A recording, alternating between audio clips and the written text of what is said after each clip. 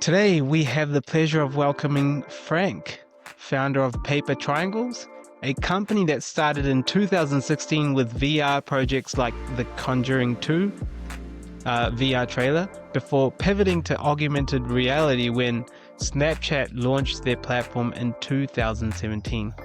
Frank has built Paper Triangles into one of Snap's biggest AR vendors across North America and Australia, partnering with major brands like Nike, Hulu, and Red Bull to create immersive advertising experiences. After nearly 9 years in business and establishing a solid production pipeline, Frank is now shifting focus towards expanding his model to reduce client dependency and educate more brands about the unique engagement opportunities AR offers in advertising. Welcome to Beyond the Lens, Frank. Thank you for having me. I appreciate your time. And now, Frank, having navigated the shift from VR to AR and built such a strong partnership with Snapchat, what do you believe is the most misunderstood aspect of augmented reality as an advertising medium that prevents more brands from embracing its potential? Yeah, I think when a lot of brands hear about AR, they think about headsets, right? So they kind of don't really think about the social AR aspect. But what we focus on is really social AR on those platforms where it's easily accessible. There's a massive reach and the experience are more bite-sized. So with AR, a lot of times you're kind of thinking about, oh, I got to build for all these headsets, I got to build this and that. It's got a very heavy project. With social AR, it's quite the opposite. It's quite very bite-sized. It's really good for any brand that wants to kind of test AR and just want to get to know what this medium is. It's a great way for them to get in early, get in relatively cheaper cost point, and obviously with platform like Snap, you can kind of advertise against it and see what are the good results in terms of that. So get all the good data there. So I think that's probably one of the biggest hurdles that we have. We also know Snap is not like the idealist platform, so there's other things in there, but that's kind of the biggest thing where people think it's more just headset hardware, but I think with social it's a little more, accessible. Amazing. Well, what are some of the current trends that you're aware of, and where do you think the winds are blowing? What's happening? Because this is a technology that's just, still emerging. It's still in its baby phases. Yeah, I think right now the trends we're seeing a lot in AR is actually using AI as a technology. Obviously, I don't know if you've seen, but a lot of Snapchat lenses where you said tap to turn you into a three AI avatar or tap to turn you into a AI manga. So there's a lot been use of AI to kind of use it as a generation tool to kind of like use that as a AR experience. We've also seen some things like we call machine learning and turning users' faces into like a really sad face or a really happy face, things like that, where we're seeing a lot of cool trends, a lot of emerging trends.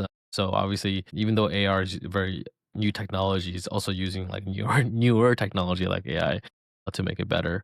We also see a lot of cool trends like digital avatars. Bitmoji is a big part of Snap's brand. One of the things that we do a lot is actually Bitmoji experiences where users kind of like get to interact with their Bitmoji and their Bitmojis get to kind of play games and stuff like that. And that really has been a really big trend for us. We see a lot of good engagement and a lot of good concept and kind of ideas executed there. So those are kind of like two big trends that we see with AR right now. What's exciting you the most right now? In terms of AR, Yeah. I want to see the next kind of like level of AR. Obviously, we've been kind of doing a lot of social phone stuff, and we talk about headsets. And I know Snap is coming out with spectacles. I think 3 or 4. It's kind of getting there, right? And they're coming out with a really cool kind of like hardware platform that's not as complex as VR. So I think I want to see how does that expand? How do we use AR more of utilitarian, like utility use, right? To improve your life rather than just kind of like entertainment right now. So I think that's really exciting for me to see, and also for us, like we see a lot of physical AR out there, like AR mirrors. Where you kind of you see yourself in this screen display, and there's AR elements that kind of pop up on it. So without using the phone, you can kind of see the AR. Those two places really excite me, and it's really something that I think will have a lot of push, and also like AR in the web. Snap and a lot of other companies like Niantic or Eighth Wall. They've done a lot of cool web AR where you can see AR experiences and brand AR on the web. And I think I always think that allows AR to be more accessible and have a wider reach is always good. Beautiful. And then what part of this are you actually working on yourself as well? So what are you sort of responsible with in the business with regards to some of these exciting new aspects that Yeah, you've so mentioned? on those fronts, like for example, in the AR mirror front, we're actually trying to build internal kind of the AR mirror prototypes that can be either, like a standalone display in sort of like a branded setting where a brand wants to have users maybe like in a mall try something on with the digital experience with the AR mirrors. That's something we're working on, really trying to kind of like push into the market. I'm also using AR mirrors as kind of like a more, consumer based product, like at weddings, at birthdays, at events, at corporate events where people just want to take a photo booth, use that, which is a great kind of like use as well, where we don't have to get the physical sunglasses, physical hats that you have to wear to get a funny picture. We can have that digitally and have that scale really well. In terms of like web AR, we've actually tried to integrate web AR into our website, kind of showing the capabilities of what's possible for web AR and what's possible for brands. And we're also integrating some things like Camera Kit, which is Snap's technology to integrate their AR piece into any app, right? So, for example, I've seen Disney Photo. I don't forget what it's called, but Photo Pass, I think it's like they integrate a camera kit so users can take cool selfies with the Disney app. MLB has done this as well. So really integrating AR into more parts of technology like app based, web based, and we're kind of all doing that with certain brands and behind us. And yeah, it's exciting. And in terms of spectacles, like we're definitely working internally, trying to build some spectacle stuff. Like we have a hardware, just kind of play around with it, get to get some familiarity with it. So it's just really fun that we can get to try so many different things and so many different kind of avenues of AR.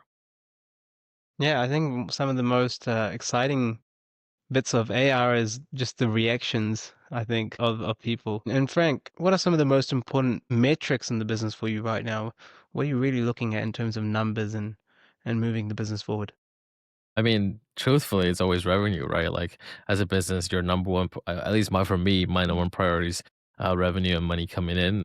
So for us, we know our kind of like burn rate, how much we spend every month and how much that is. So my goal is just making sure that our revenue is greater than our burn rate. And for us, like I want to expand and kind of like be bigger than we are. I think that's kind of a process we're trying to figure out, like how much do we want to expand, right? Like, we have an office and the team in Australia. We'd love to expand into Asia and really kind of like tackle that market, right? Be it Singapore, India, Philippines, China. Working with those brands would be super exciting for me. I'm Asian and I'm Chinese, and I love to work with Chinese brands to do AR, be it on Snap or maybe even Douyin or TikTok, right? I think it's cool. I think we definitely want to push that way as well. For me, the top number one metric is just revenue, how many projects we're doing and how much we're doing in a month, and making sure that we're healthy and we can support the amazing team members that we have. And the second metric is just the long term goal. It's like how many clients we can get and how many locations we can open up offices and regions that we can support. So right now we're mostly in North America. We can do South America and Australia a little bit. Expanding our services into like Europe, Asia, and like Saudi Arabia or UAE would be like amazing, right? But that's such a longer vision and execution. So that's always something I have in the back of my mind, but it's not really like a number one daily priority. Gotcha. And I've got a couple of questions that sort of pop up. And why is it important for you to have these offices in multiple locations, Yeah, I first of mean, all? clients just want support at their local time zone, right? That's the biggest thing. For example, it's Right. great to have a team in Australia when we have questions that maybe we're not in the right time zone. We don't see it. They can chime in if that's possible. Obviously, that's kind of the best thing for us, and especially things like, I mean, obviously we're not there yet, but in a country in the Saudi Arabia region, locally, it's good to know someone there, or have someone there to also know the culture.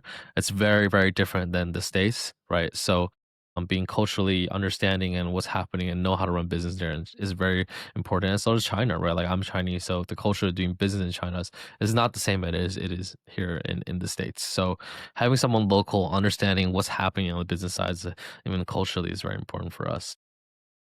Interesting, and allow me to just dig into that a little bit more. Why is it important to expand out of USA? Is it because there's a sort of cap you've hit over here, or is it because you are wanting to get into new markets and diversify?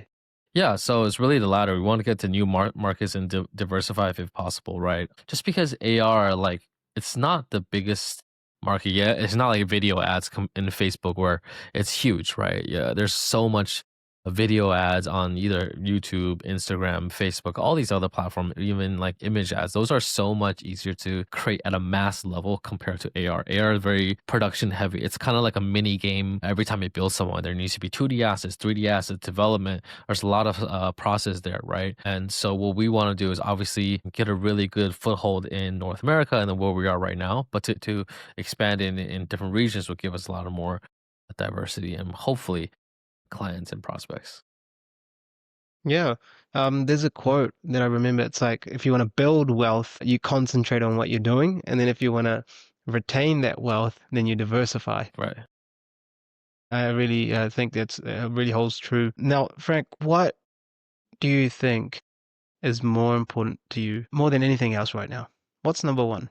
Number one priority? Yeah, I think the number one priority really for us is just like stability. I think we're heading into just uncertainty, globally, economically, and just politically everywhere. I think, especially in the social media space, where there's a lot of, I think, scrutiny because the platforms are being used for X, Y, Z, be it for conversations or whatever, right? So they're under a lot of scrutiny, and there's a lot of uncertainty right now, just all over the world. I think for us, we love to expand, we love to continue to grow, but in my opinion, like the tech model of doubling every year is not sustainable, and is really, in our opinion, maybe in the advertising production space, just not possible.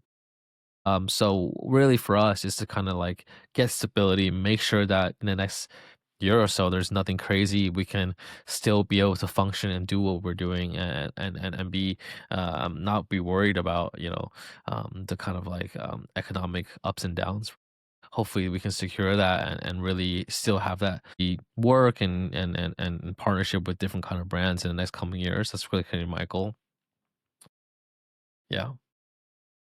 Yeah. So, Frank, how are these economic downturns, maybe this uncertainty affecting you? Is it through a lack of work, or is it through maybe a race to the bottom?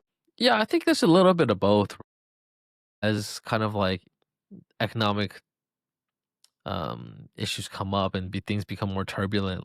Brands tend to be more conservative. They tend to advertise a little bit less, right? So we would notice trends per se. Like some brands advertise really, really aggressively this one year, and next year they're kind of pulling back because X, Y, and Z, right? We'll see. We see a lot of kind of like brands that will advertise seasonally, right? But as political climates change, will they do that this season? We never know, right? So that's things kind of we're looking out for in terms of like brands that might drop, might go away, or new brands that might pop up. So we're really unsure, and we don't really know any of that going into this year. We're just kind of preparing. And in terms of races to the bottom, like it's a production business. Like I think a lot of production businesses are race to the bottom. And for us, it's really how to figure out how to get above that, how to, be part of more of maybe the strategy or the creative kind of like team, part of the project, or how do we go above that? How do we get more of it? I think that's just really where we're going to need to think and really come up with a solution, right? Like that's what we're tackling into maybe physical AR mirrors, web AR. Will kind of expand our capabilities and hopefully our potential revenue. But I think a lot of production businesses are unfortunately a race to the bottom. Right, and you mentioned something about preparing this year around. What's that preparing look like? How are you setting yourself up for success? Um, yeah, that's a great question. I think a lot of it is just, looking at your bottom line, making sure that you don't spend more than you need, and making sure that every project you do doesn't balloon out of control, and sometimes it might mean hiring someone that can do two things, which is kind of like what a lot of kind of freelancing work is looking like nowadays. You kind of have to be a generalist and touch multiple parts of a project as kind of budgets shrink and things get kind of more turbulent. So that's kind of what I'm doing. And as our team, I think Mm. everyone's just like increasing ways to be more efficient. Can we document things better so that next time we do this, there's less questions internally? Can we make anything that is just kind of like an automated process so that next time we do this again, we don't have to go through these hoops? So these are the questions that I think we're doing internally to make sure that we get more efficient as kind of things get a little more uncertain. So when we do these projects, they're faster, they're quicker, and still we're able to keep up quality just because we kind of understand there's a process. And for us, process is really important. We have a pretty tight internal process from when a project comes in, when a project goes out. That way, it just makes everyone, have less worry about things like, oh, where is this? Where is that? Like, I can't find this. It's just about kind of executing, which is like very important to Yeah. us. Yeah, absolutely. And you touched on some of the four pillars of business, which are like process, management, people, and data, right? You've already mentioned like honing down on process, also how you're sort of hiring to have people do a couple of roles at the same time, especially during this time of the economic stages, and how are you also sort of managing your data and management? Yeah, I mean, in terms of data, like we actually don't deal with too much data just because we're on the production side. Mostly just deal with numbers of who we hire and stuff like that. Though data is not really something we're too big in right now, just because Snap doesn't share that with us. There's a little bit of legality or just privacy there because when you talk about data, especially on the social side, it's done by the media team. They buy, they purchase, and they distribute the ad product, which is the AR. So if you think about AR as a flyer or some sort of physical thing, they distribute that to people across the world via their network and either be a demographic and interest and stuff like that. So they usually deal with the data. Like our team is really focused on execution. So the data points we have is really just about like how fast we can do something, how many projects we can do, and it's really kind of like more different, I think. All right, Frank, what is now the biggest hurdle in moving forward and just with regards to some of the strategizing that you're doing and reorganizing in the business right now? What are some of the biggest hurdles with regards to achieving that next outcome of scalability in the business? Yeah, that's a great question. I think some of the biggest hurdles right now we have is just more sales, right? Getting more revenue to the door. My business partner, son, and I were not business graduated, kind of like MBAs or stuff like that. We're our students that graduated and somehow became business owners. And our biggest, I think, Right. things that we haven't done is really create a sales process. What does a sales process for a company like us look like? So that's our biggest hurdle right now, which is in the process of developing tools, are like capability decks, reach out email templates, or what have you, to kind of be like, hey, how do we develop a sales process? Like, and I think like you Absolutely. can hire someone to do this, obviously, but we have this belief that, especially as artists, like no one really understands how to sell your product better than you. No one can really explain AR better than you. Especially, Sun and I are business partners. We've been doing it for almost a decade, so we are the best salesmen in terms of how a client would benefit. So we've tried working with people that might help us in sales, but we often not than just do it ourselves, right? So that's kind of what we're gonna do, and our biggest hurdle is, which is really just doing that, getting sales going, getting that sales process going. What is a funnel program for us to get clients, right? So that's our biggest hurdle. And after that, it's just executing that. Can we scale? Can we get to another continent like Asia or UAE? And ultimately, does our production process that we develop in the States work across globally? If that does, and I think that's a Mm, great telltale sign that we've yeah. developed something good and that works. The two big hurdles that we're trying to jump over next, like, let's say like 2 to 3 years. Interesting. And Frank, you mentioned being able to work with people, especially with the sales aspect and it not always going according to plan. What was that? Can you give an example of what might have and might not have worked? Yeah, I mean, I think with sales, like they're especially hiring sales, right? They're kind of like merchants for Yeah. hire. Their goal isn't really to build you a sales process or No. really get to know you. They're commission based. They're just like, hey, how many Yeah. things can I get you? And I think ultimately, just like the goals is not aligned to what I want. I want someone who Yeah. believes in us, who knows that this is not going to be an easy sell, that it's going to be a lot of things that need to be done, and to work with us and to understand where that's going to go and really help, you know, give us a custom solution or kind of stay with us, figure out what's really work for us. And a lot of time that's not going to happen.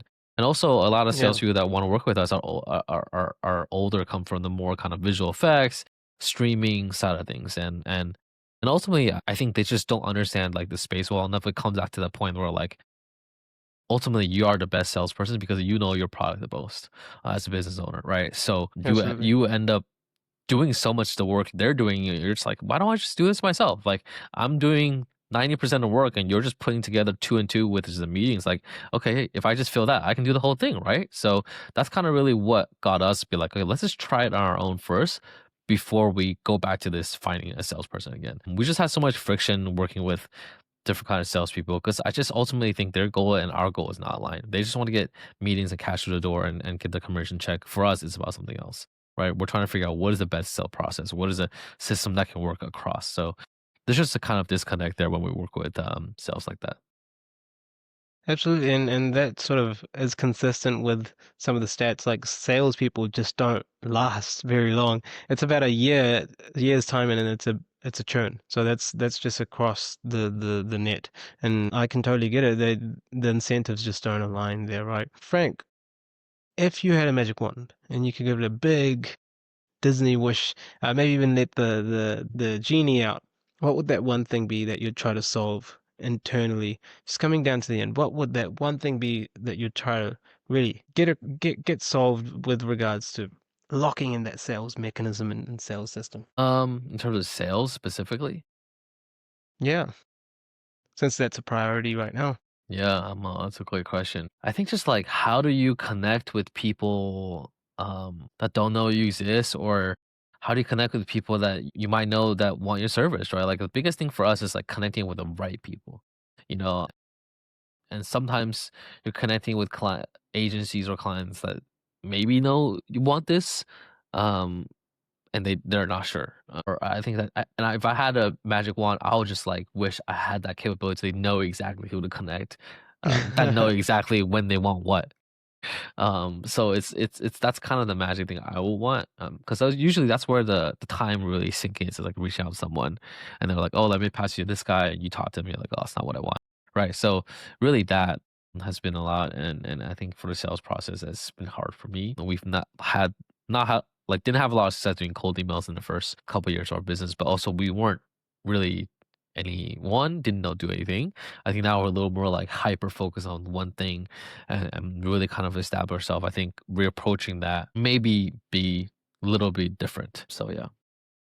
Yeah, interesting, Frank. And I think it's not really the magic one, but I'd say pattern recognition really helps. Having a sense of your ICP and your ideal customer profile and really well defined. And maybe that means just niching down and just knowing them really helps because then you know their problems. You know exactly what their number one desire is, right? And then you can completely tailor and cater for them. And I think that goes a long way and really that magic wand, I think.